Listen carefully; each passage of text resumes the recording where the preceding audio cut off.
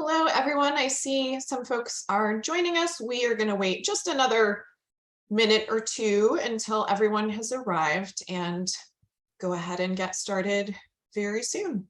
So stay tuned. Thanks.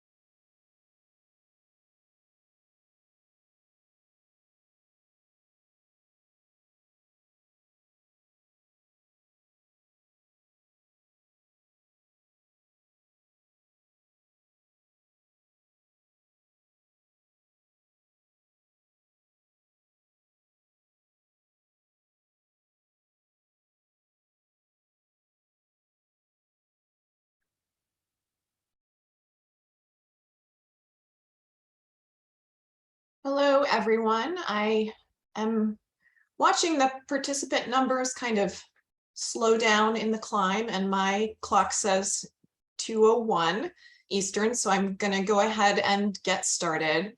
Welcome, everyone. Thank you for joining us today. My name is Diani Faiga. I'm the Director of Preservation Services at the Conservation Center for Art and Historic Artifacts, and I'm joined by my coworker, Alana Schaefer, Preservation Services Operations Manager, and we are going to share with you about a free online tool that we at the Conservation Center have developed with an Institute for Museum and Library Services National Leadership Grant. This is a tool that is going to help streamline the process of collecting organizations writing collections management policies. So I am going to tell you a little bit about the background and the creation of the tool, and then Alana is going to do a walkthrough of some of the functions of the website and the tool itself. And then we should have plenty of time for questions, kind of the biggest intent of this program.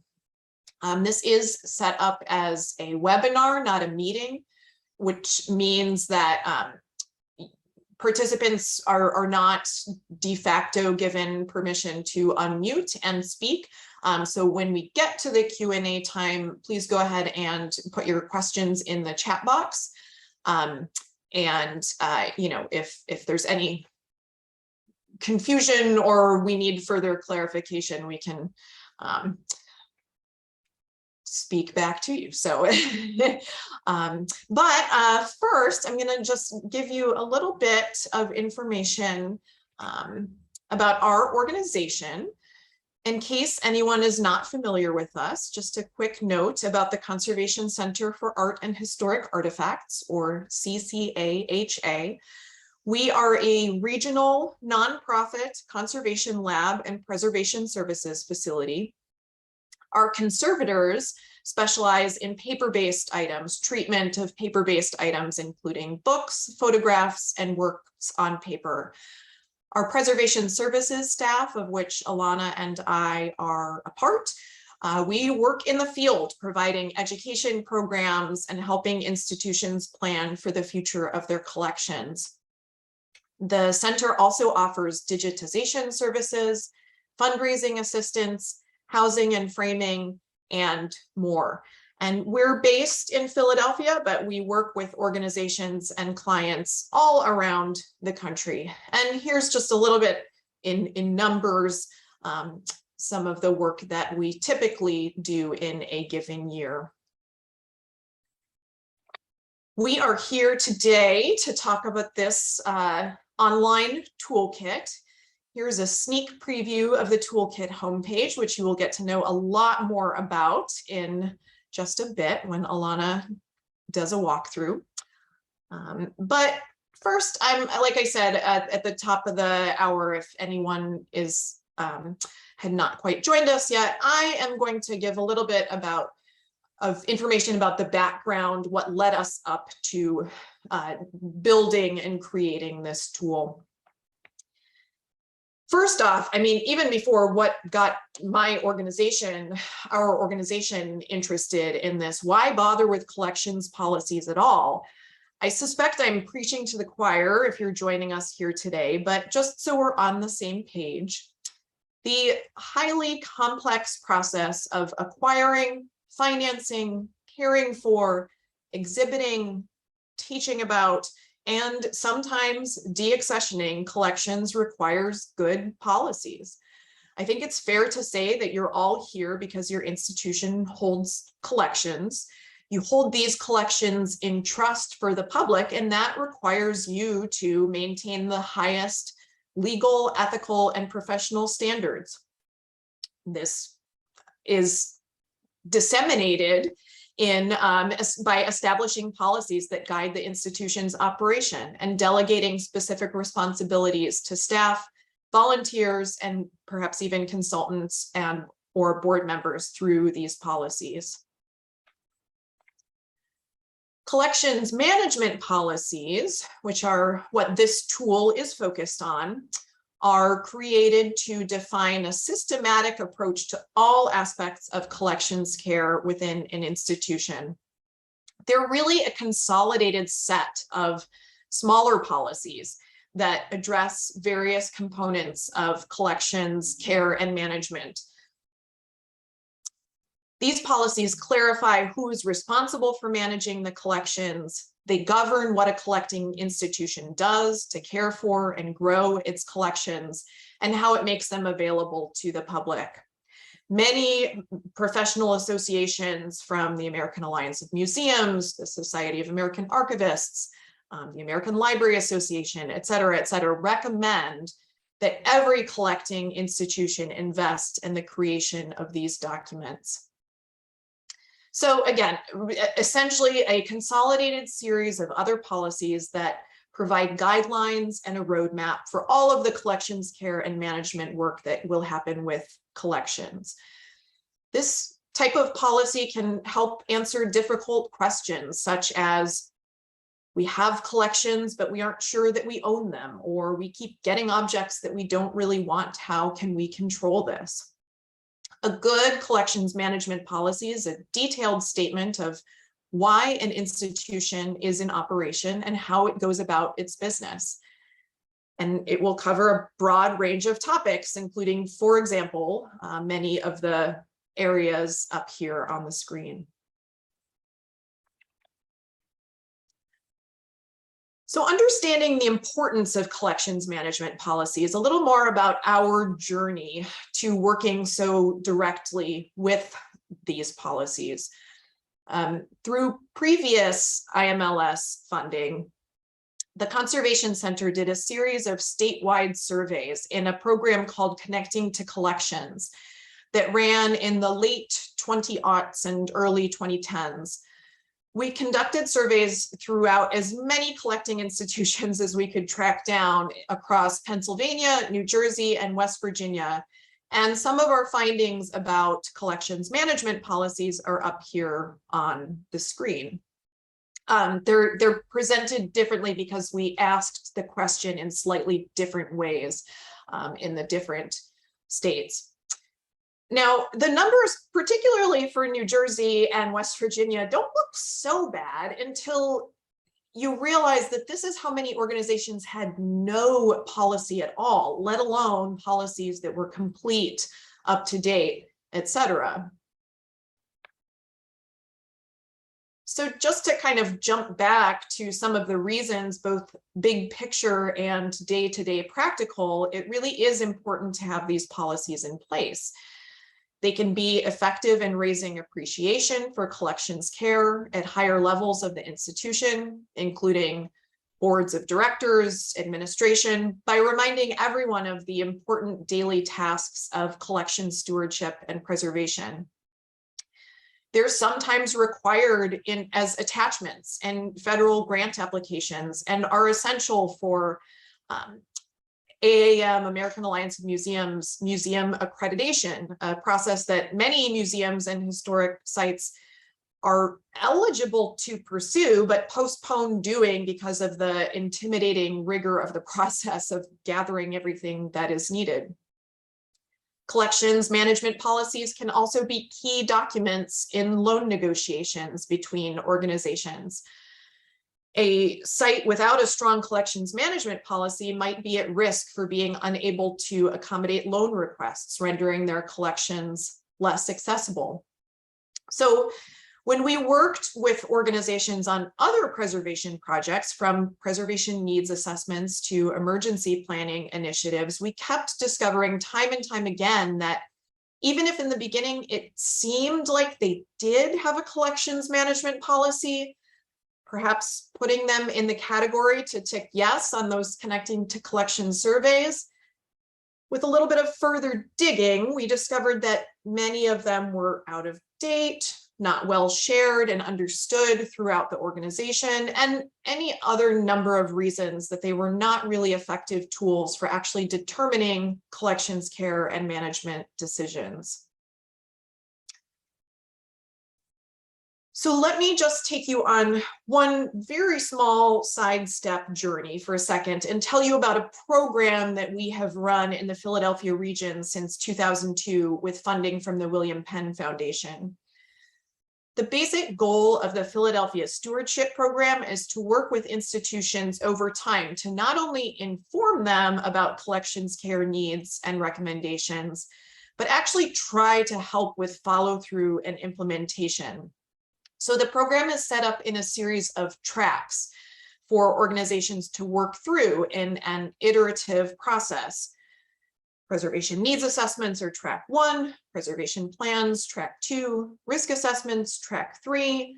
And in 2009, remember that was the date of the year after our Pennsylvania survey results came in, we introduced the then newest track to the program based on our findings from those surveys and our previous experience. Track 4, collections management policies, in which we would directly assist organizations in writing collections related policies, primarily the overall CMPs. So between 2009 and when we introduced the track and when we applied for IMLS funding, we worked with about 16 institutions in the Philadelphia region on drafting these policies, from initial decisions on scope through board of directors approval. By working with these institutions and helping them build their policies, we observed the decision-making steps that are most likely to stall the process, the policy sections that are the most universal in nature, and then on the other side, the importance of customizing policies to support the unique needs of the types of material collected by the institution, and other areas that tend to require the greatest focus and customization. So these direct observations led us to the conclusion that the process could be streamlined. The benefit of working side by side, hand in hand with organizations is valuable, but we thought that there could be a way to do this in a tool by creating customized templates. And then we were kind of directly inspired by something from the cultural heritage field, and then also kind of adjacently a tool from a very completely different field. So building upon the approach pioneered by the Northeast Document Conservation Center and the Massachusetts Board of Library Commissioners with their widely used D-plan for the development of emergency preparedness and response plans, we kind of thought they built a great tool for building emergency plans. There's actually, side note, a new-ish version of D-plan is out now if you are interested in building or updating your emergency plan. That's a whole different conversation. But we saw that it could be used to build emergency plans, and we kind of thought, what about collections management policies as well? And some of our staff pointed out that, possibly the tool could share similar navigation functions with popular software programs like TurboTax. I am in no way advertising or advocating for the use of TurboTax. It is just a very well-known tool of this kind. So specifically, what we set out to achieve is that the tool would need to fulfill the following goals to help smaller organizations who might not be able to afford bringing our consultants in to help them write a policy. Remember, we were kind of only doing this in the Philadelphia region. There are small organizations all over the country that might not be eligible for the Philadelphia Stewardship Program. We wanted to help provide organizations with a basic policy that can be tailored to the objects they have and the type of institution they are. We wanted to work toward building a large cache of knowledge and quality content. And we wanted to, kind of most importantly, save staff time by not needing to do a lengthy assessment and all of the kind of infinite meetings and discussions that would go into building a collections policy from scratch. So we applied for the National Leadership Grant in 2017, and we were very excited and fortunate to learn that our request was funded in full with work to begin in 2018.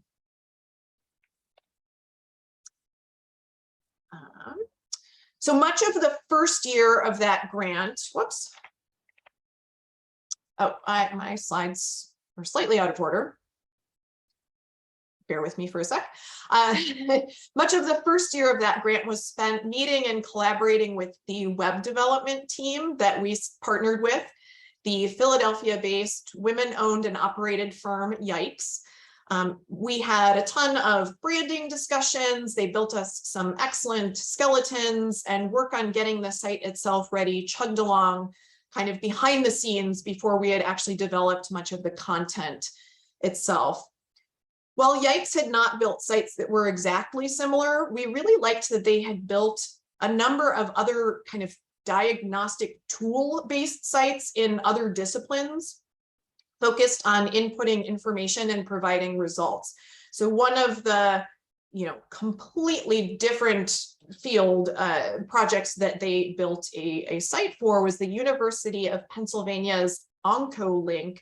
Wanted to create cancer survivorship content that could be used to develop custom cancer survivorship care plans with a functioning online application that would actually create unique individual care plans for individuals. So they built this entire tool around that. So, we kind of determined that the exact content knowledge itself wasn't necessarily critical that we would be on the same page as, because we would be writing all of the words, but we were impressed with their experience in that project.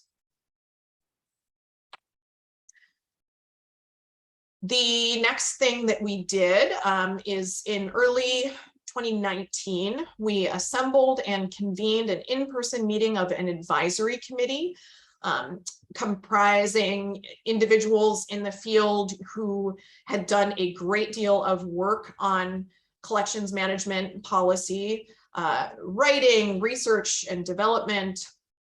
Rebecca Buck and Jean Gilmore have collaborated on several publications around collections management policies and practices, including the museum registrations method book.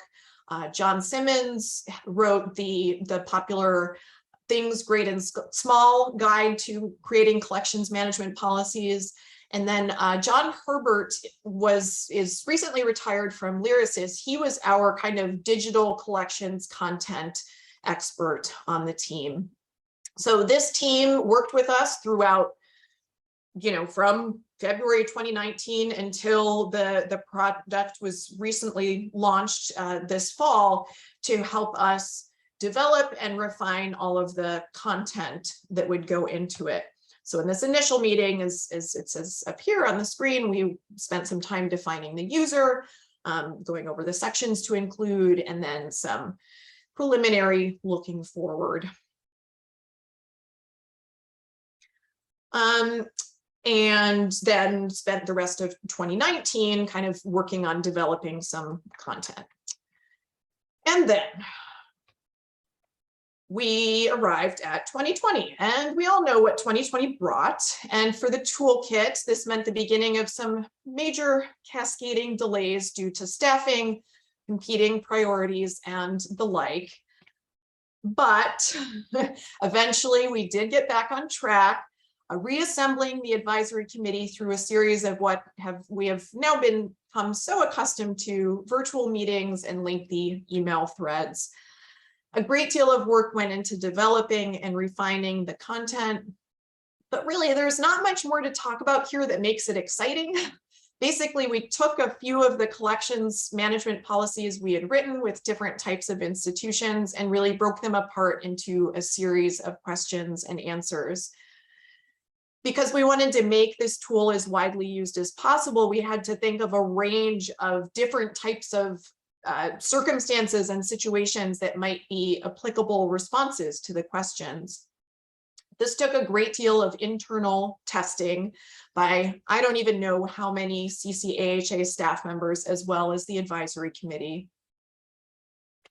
And then once we had internally and with the committee tested it upon testing it upon testing it until the folks on our team working most closely with it probably had little infinity swirls instead of eyeballs, we sprung it out a bit further into the field for 15 beta tester institutions representing a wide cross-section of types of collections, size of organizations, existence or not of previous policies. We digested and incorporated their feedback and finally put together something that has been extensively tested, tweaked, and fine-tuned with a launch to the public just a bit earlier this fall. So that is my background. And now Alana is going to give us a walkthrough. I guess we can pause for just a minute or two while we're kind of changing over who's sharing their screen. And if anyone has questions so far, feel free to drop them in the chat. But I will stop sharing and I will open up the chat and see if anyone has questions.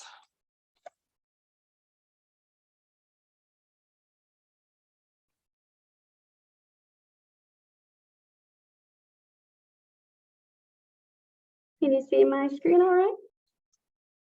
Yes. Great. And seeing no questions, I think you can kind of take it away. And we'll, like I said, we will have time for questions at the end, so no worries. Awesome. All right. Thank you, Deani. As you folks have heard now, this project has been in development for quite a while with the pandemic holdup. So we are really excited to finally be able to share it with everyone. So you should be seeing my screen or at www.cmptoolkit.org. So I thought I'd show you briefly around the website before really diving into the questionnaire, which is kind of the bread and butter of the CMP Toolkit. Now, we're going to kind of skip over this About tab because that's mostly the same background information that Deani just went through. And we'll head over here to let me show you a few things that should be helpful before you really dive into using the toolkit. So the first thing I'll show you is this page using the CMP toolkit. This is where you're going to find full really detailed instructions for using the tool from start to finish. A lot of this is what I'll be going over in the demonstration, but just wanted to let you know that this is here. It's very in-depth, and so if you're like me and you just like jumping right in and trying to kind of figure things out as we go along, and that's just too much information to start with, we also have a quick start guide. So this is a much more zoomed out guide to getting started, and then gives you links for all the places you can go for more in-depth information. Now you might notice on here that it's not until step number 3 before you're even asked to create an account. And the reason is that while signing up for and using the CMP toolkit is completely free, we just don't have the capacity to store all that data for long term. So lost my script here. So basically, we don't expect folks to need all that data stored for a very long time, because once you're done with your policy, you're kind of done. So while this is totally free, we do have a small long-term storage fee after 1 year that will ask folks to upgrade to a subscription, so they can pay literally just $1 a month for that additional storage if we have to keep storing all that data. So that is just why I recommend not necessarily jumping in and creating an account until you familiarize yourself a little bit with just what you will need to gather for completing this questionnaire. There's a lot of different policies and things that maybe you haven't even written yet. And so I don't want folks to lose time during that free year while they're just waiting to hear back and get approvals for a certain policy. So that being said, you might want to know then, what do I need to have prepared before diving in and getting started with that free year? So that can also be found here in the questionnaire overview and content guide. So this is going to really walk through section by section of the toolkit, everything that you might need to have prepared in advance to complete all of these sections. Once you have all of this ready to go and easily accessible, the process is going to be pretty straightforward. So all that being said, let's pretend that I have all of my policies and important info at the ready, and I will head up here and click Get Started, where I can fill in some basic information about myself and my organization to create an account. Now I have an account already, so I'm just gonna log right on in with my fun punny name of Regina L. History. And this is going to bring me right to my dashboard, where, among other things, I can go here to change that organizational info if I need to. I can also see how much time is left on that membership, and any additional services that I've purchased, which more about that later. Now, another thing I can do from here is add or edit users on the account. So this tool was designed to be collaborative. You can add other folks on your team so they can review or edit the information before you get to the point of exporting a complete policy. So you can add them either as an editor or administrator. Really, the only difference is that administrators can also do this, add or edit users, but everyone, when they're added onto the account, gets access to edit the questionnaire. The one thing I'll note is that multiple people can be in there at the same time, but if you have multiple folks in one section at the same time, you might find some issues with saving your progress. So be aware of that as you plan out and dive in. And I think with that, we are ready to head into the heart of the CMP toolkit, which, as I mentioned, is really the questionnaire. So this is where you're going to be asked a series of questions about the various elements of your organization and collection, which will all eventually become your policy. So the questionnaire is divided into 11 sections, and these will ultimately be the different sections of your policy. And you might find short answer, also multiple choice, or these multiple selection checkbox questions. Now, it's hard to say exactly how long this process will really take. It really depends on the organization, also how much of that information was prepared in advance. But I can say that we really don't expect this to be something that's going to be completed in one sitting.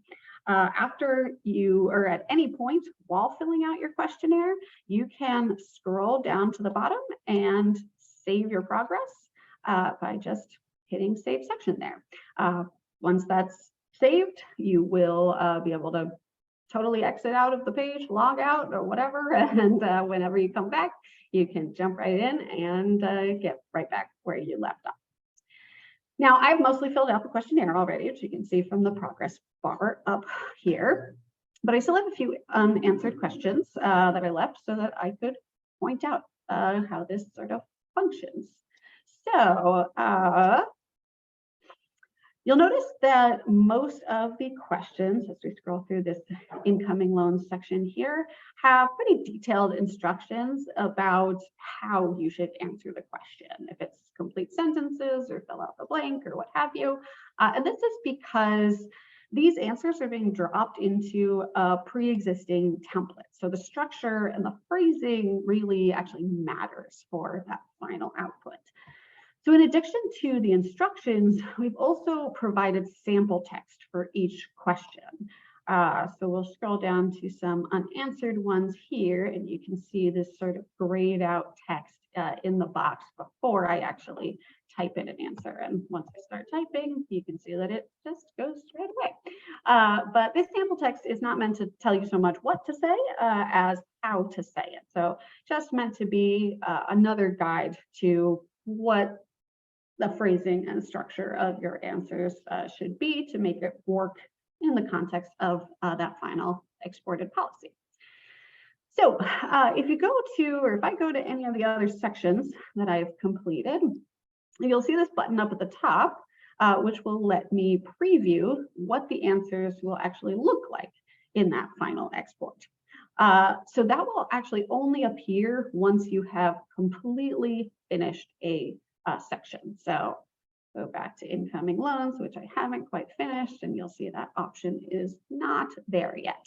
But if I go on down here and finish filling out my answers, a little copy and paste, I can save, and there we go. Now I can go and see what that preview of the completed version looks like. And we really recommend doing this preview because it just is going to be a lot easier and probably less annoying to kind of spot errors at this stage when you can easily jump back and edit than waiting until you have a final PDF and having to go track down where the errors were made. So you might be able to spot the error I snuck in here as an example.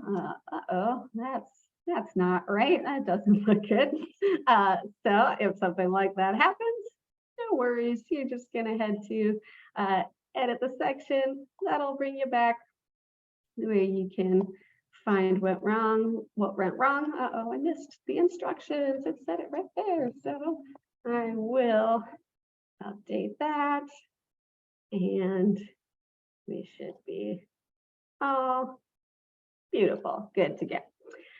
All right, so let's say you've completed all the required answers. You've looked over each section preview. Everything looks good to go. So we're going to head over to View Policy. And that confirms that 11 out of 11 sections are completed. And that's important because this actually won't, these options to download your policy won't appear until all of those 11 sections are finished, all of the required sections are done. So we have a couple options for what to do next.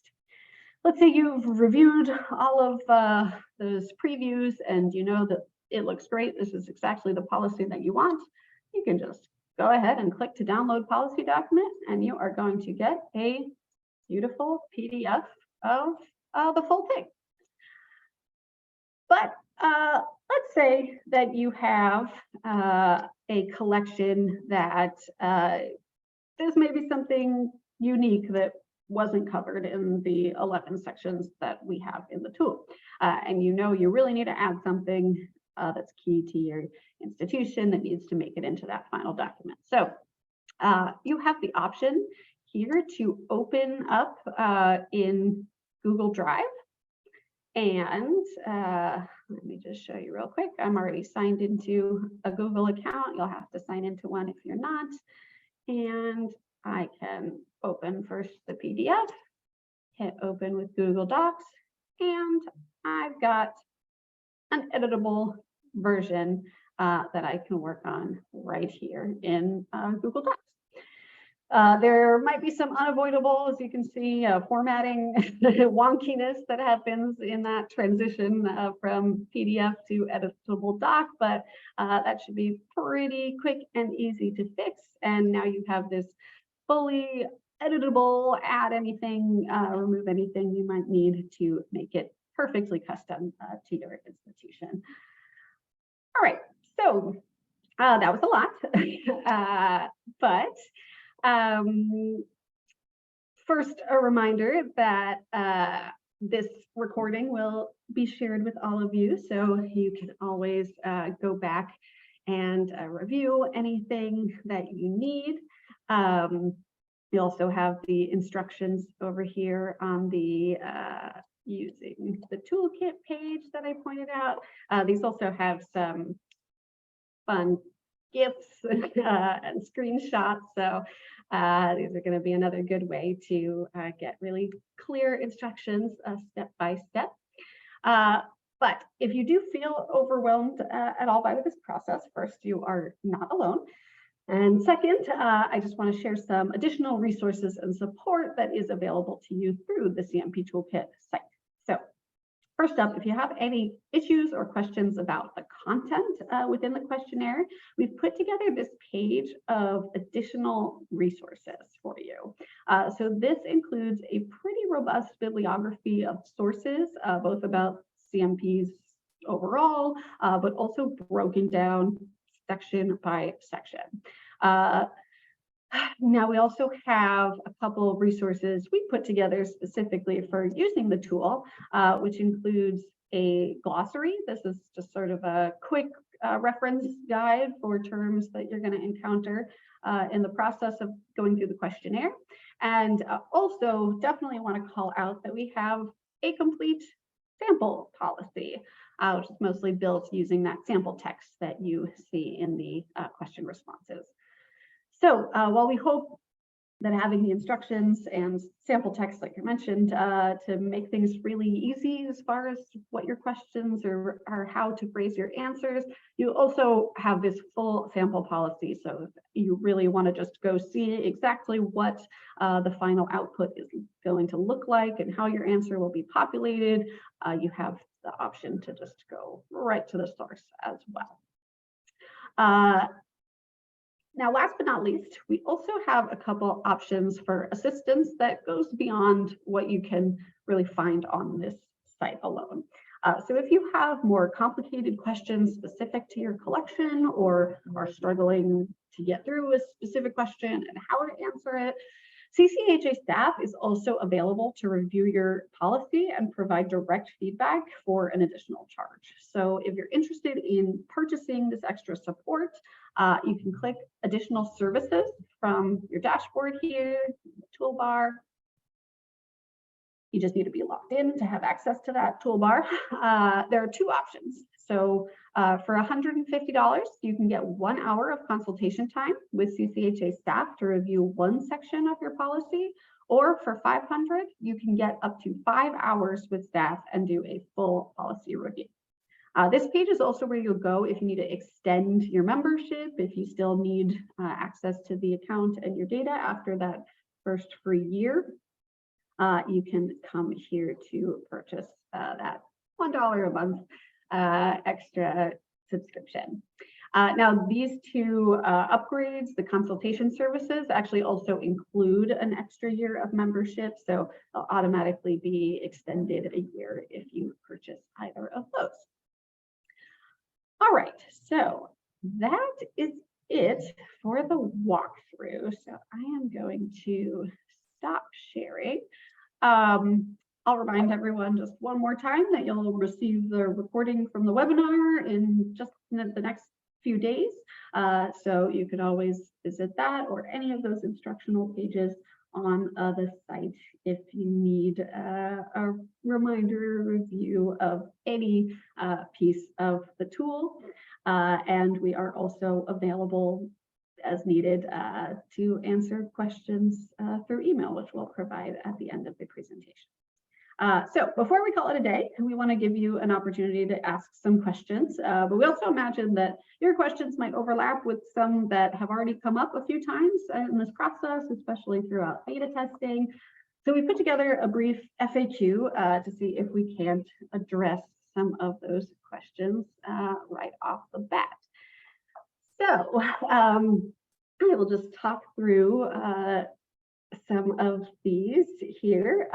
So first one that we talked a little bit about in how this was developed, but a question came up often of what kind of organization is this tool geared towards?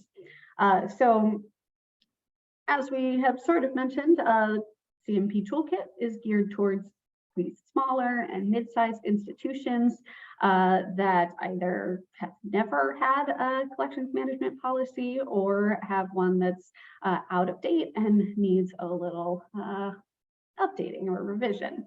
It is designed to be easy to use regardless of the staff member, what their experience level might be, if they have experience in policy development before, as long as you can find the answers to those questions in the questionnaire, then should be well prepared to use this tool. Now we mentioned revising an old or out of date collections management policy. And the idea was, moving on to the next question, can this be used to update or revise an old CMP? Yes. That was the idea when we set out to make the tool, was that it could be applicable whether you're starting from scratch or sort of rebuilding, revising. We did get some feedback during the beta testing section that a couple folks didn't find it as useful for revising an older policy. And I think that just will really depend on how much updating is needed. If you just need to tweak a word or two here, then it's probably going to be more effort than needed to go back in and enter all that information in through the toolkit. But I think even if actually filling out the questionnaire isn't needed for someone who's revising an older CMP, just using obviously the additional resources page that we put together, but also just using it as kind of a guide and a tool of how we structured the sections, or making sure that all of these different components are hit and addressed, I think would also be really useful. So these last two are ones that came up a lot during beta testing. First one, our organization has a complex structure or some sort of unique collection needs that aren't directly addressed in the questionnaire. Can we still use this tool? Yes. So as I sort of already addressed it, because of the ability to edit the policy at the end of the process, this means that any sort of specific things that you need to include or add that maybe didn't come up in the questions can just be easily added and edited in after the fact.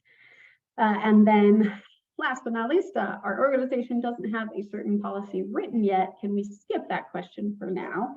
Or similarly, a particular section doesn't apply to my organization. Can I skip it?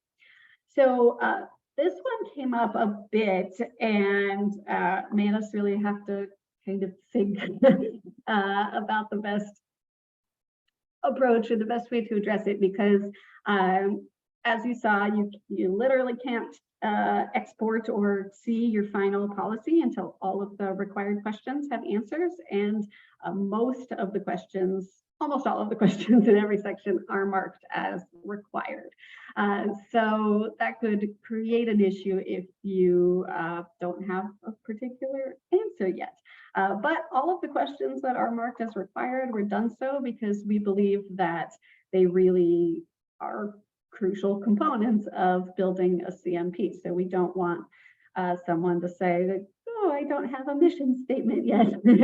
So that's fine. I'll just finish this policy and come back to that one later, because that's kind of key for everything else that is part of that policy. So we really do encourage that if there's a particular policy that we ask about and it's not something that you have in place yet, that you can't really consider your CMP complete until that policy is drafted. So that's why we have the ability to save. That's why I wanted to give you as much information up front as the kind of things that you'll need to have ready to go before diving into the questionnaire. So you can really make sure if there's things that are going to take a while, that you can work on those and put those together before bringing them all together in this final policy. But that all being said, there might be questions or whole sections that are just not relevant for your organization.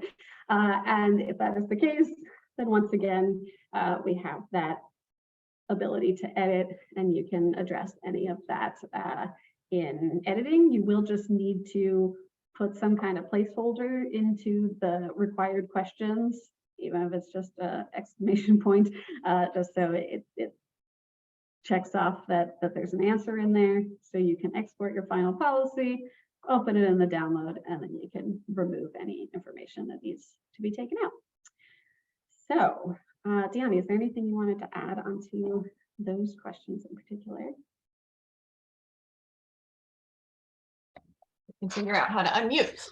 No, I don't think so. I think we will just, we have about 15 minutes left. Here's just a reminder of the website. And I will go ahead, another slide for our contact information. Email is definitely best. So we provided the email link that comes in directly about the toolkit, but also both of our individual emails.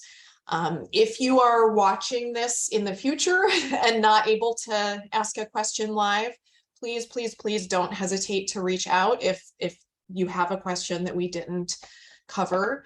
But now I think I'll just see if anyone has questions. If you want to drop them in the chat, that would be fantastic. And we can just kind of sit here awkwardly for a couple minutes waiting. But in the meantime, thank you so much for joining us. And I hope if it feels relevant to your institution or your situation, I hope that you'll check it out, check out some of the resources.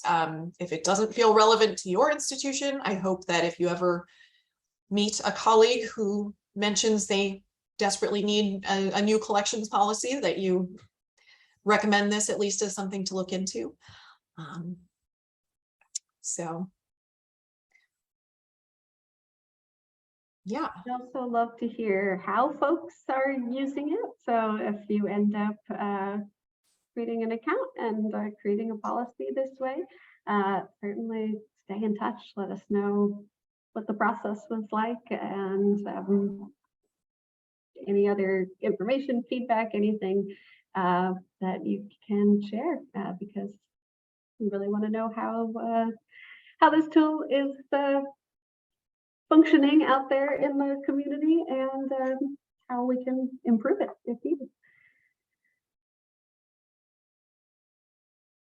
Yeah, thanks, Karen. If you do have a chance to check it out and do dive in at all, like Alana said, we would love to hear your feedback.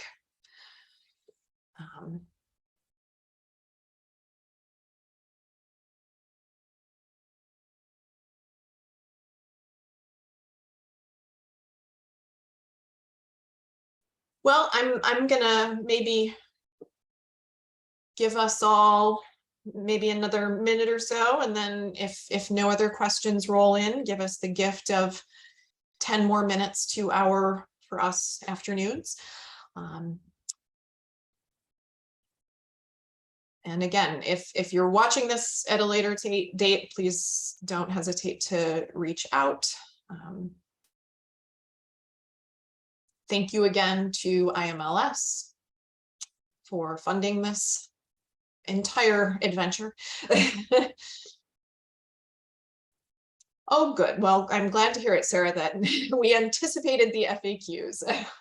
They really were, you know, as Alana mentioned, a lot of them were truly frequent questions from the beta testers. So that process was very, very helpful for us. All right, wonderful. Well, if you're joining us live, happy December, happy holidays. And if you are watching this in the future, I hope that you find the tool useful, and please reach out. And thank you all for joining us. Take care. Thank you.